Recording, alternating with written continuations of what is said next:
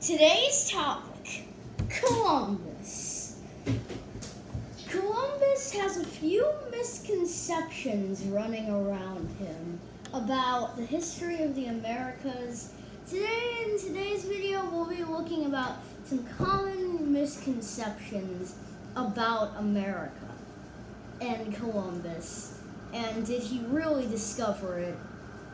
Okay, so some people know that the Vikings landed in Newfoundland and Labrador in the year 1000, around the year 1000, and established some settlements.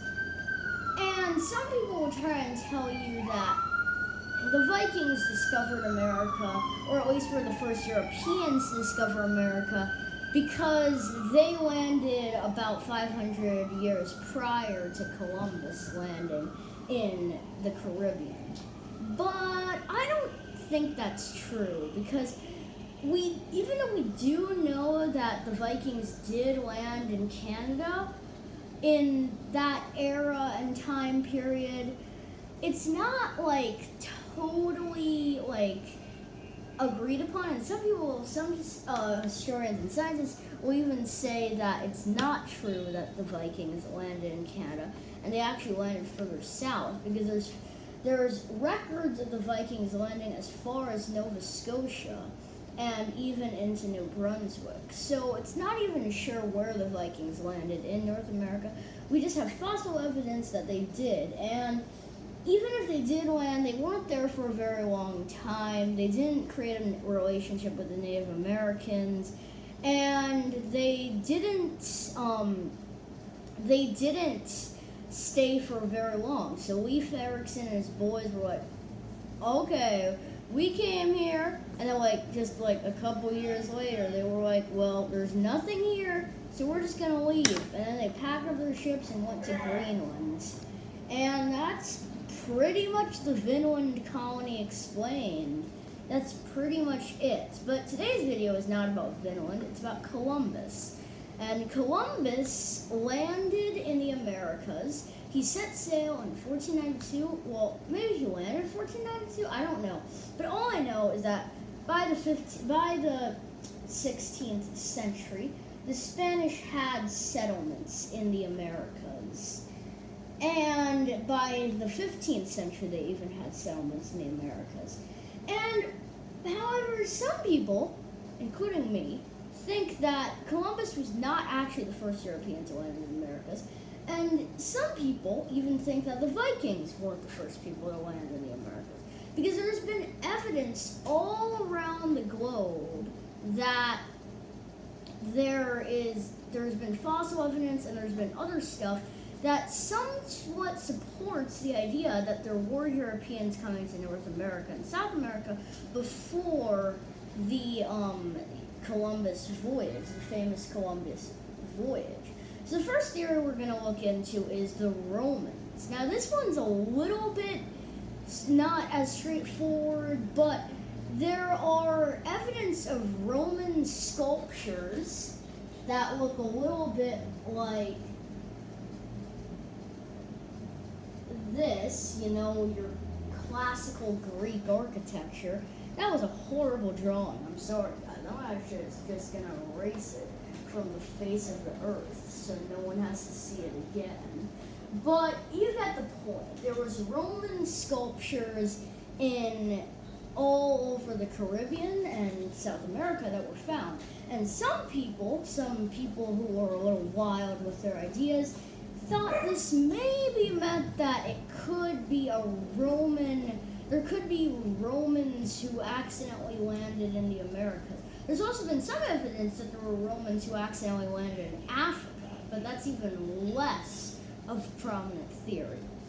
But we know that there was Roman-esque pottery, though. My problem with this theory is that it could have been brought from the Americas. It could have been brought from Europe to the Americas in some sort of Spanish treasure ship or something. Or it could have not even been a Spanish ship. And that's why this theory, in my opinion, is way too loose, and it's the least prominent of theories. Alright, next theory is the Polynesians. If you don't know, the Polynesians are these really cool boat seafaring people. They are Austronesians, and they originally came from the island of Taiwan and just started setting sail from there. And there's some people who think that the Polynesians might have actually used the trade winds to sail to South America. And some evidence backs this, but it's not very accepted because the Polynesians, even though they did go pretty far journeys sometimes, usually they stuck a little bit closer to home. And because of that, I don't think the Polynesians actually went to the Americas, and I don't think a lot of other people agree. But it would be really cool if there were like Polynesian people who actually were a majority in the Americas. That would actually be pretty cool. Third theory, the Africans. So African people, specifically West African people, like the Fula and the Hausa and maybe even the Yoruba, Igbo, or like the Wolof or people like that, they live in West Africa, which is this huge landmass in the west of Africa, touching the Atlantic Ocean, as the name suggests. And there's some evidence that African-esque shields appeared in the Americas and again South America. So some people thought, well, since this might have happened, then we think that Africans might have landed in the Americas, specifically Brazil and the Caribbean. But there's not much to back this theory. First of all, I think all of these theories have their problems because there's some major factors that you need to tie in here. Second thing is that even though the Polynesians and later the Europeans and Greeks were very seafaring civilizations, African cultures were more of land-faring civilizations. And Africa had one resource that not a lot of other places have, which was gold. And gold was very rare and it was very valuable, and that made African civilizations like Mali very, very powerful. So I think if you tried to say that Africans came to the Americas before Europeans, I wouldn't say that's true. And I don't think a lot of these theories are true, but next theories are going to be some more popular theories and some more prominent theories. But before we jump on to the next theory, I want to talk a little about something called the pre-Columbian exchange. So sorry if I'm drawing a really bad map here, but this is Alaska. I'm just going to write Alaska so you know what it is. And that's Alaska. And basically, this is Russia. So we have the Chukchi Sea right there. We have the Kamchatka Peninsula. We have the Sea of Okhotsk. That's Russia.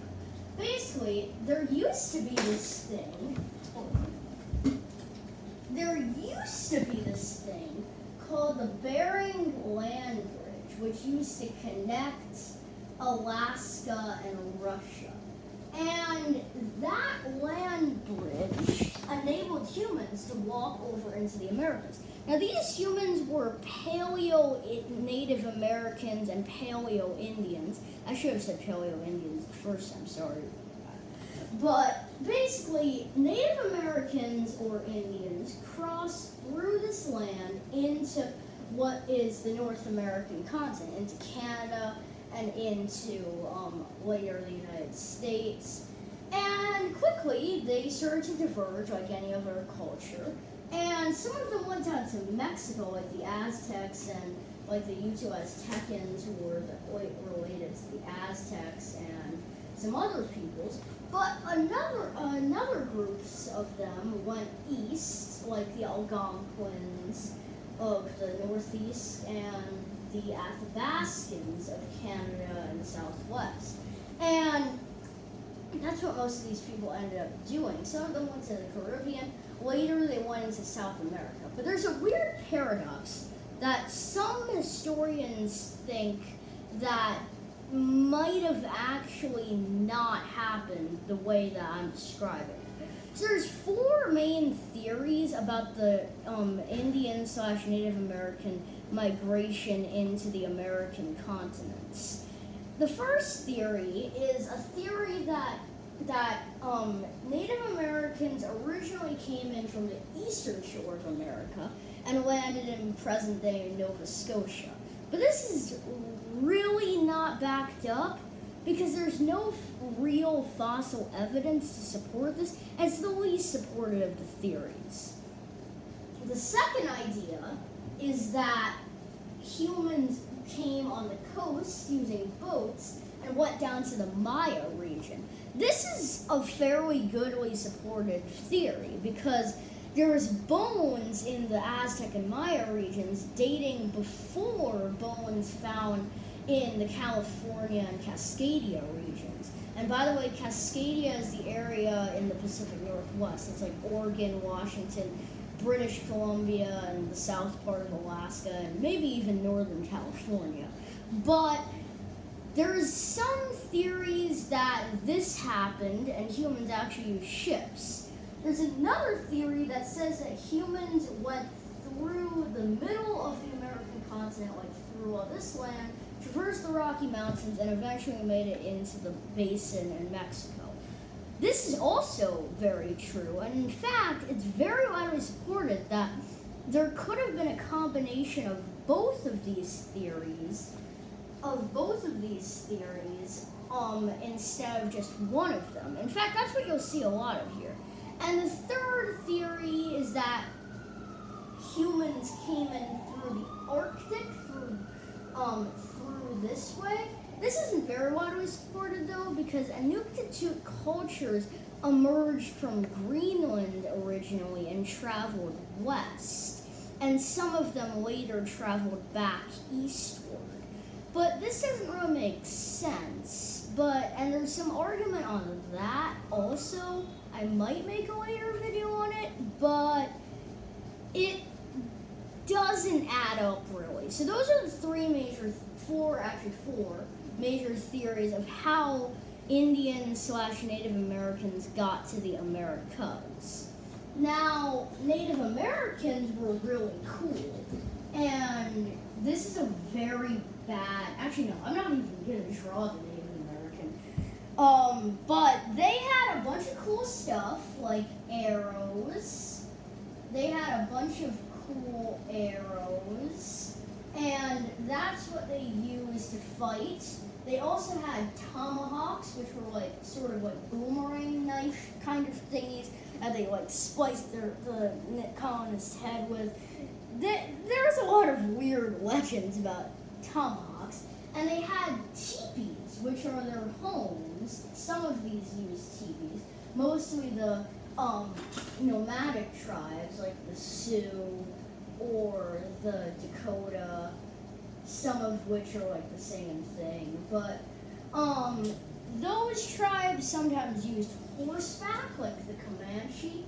Horseback was not introduced, however, until Europeans came to the Americas. So the Comanche and Apache only got their strength with horses once Europeans came to the continent. Alright, now moving on to the next theory, because we've been talking about this for a while. The next theory is that Irish people, specifically people of the old Ogham language, were the first Europeans to come to the Americas. Now, this is not widely supported either, but a couple years ago, there were stone tablets of an old Irish writing system called Ogham, which looks a little bit like this.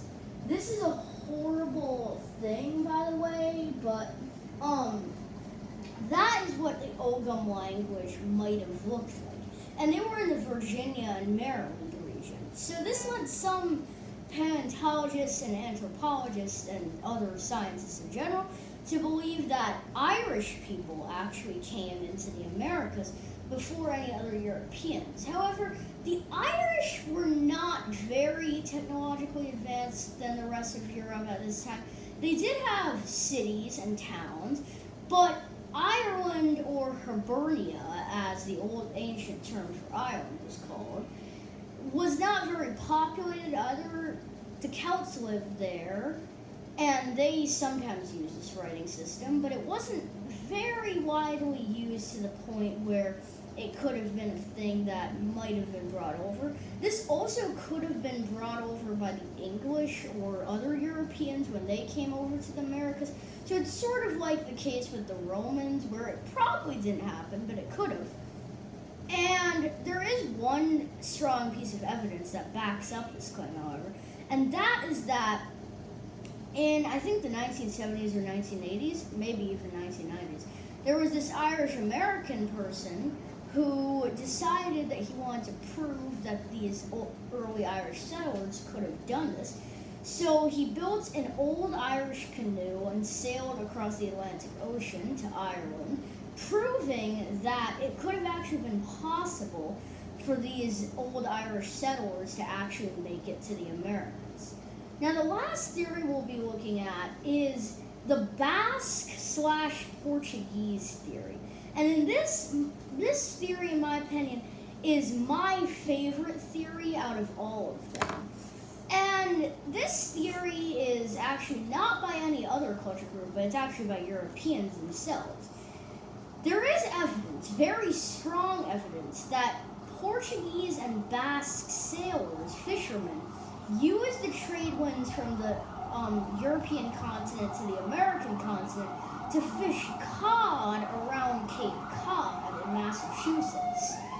This theory is very widely backed up, and it is probably the biggest contender, other than the Vinland Theory, against Columbus being the first European to sail to the Americas.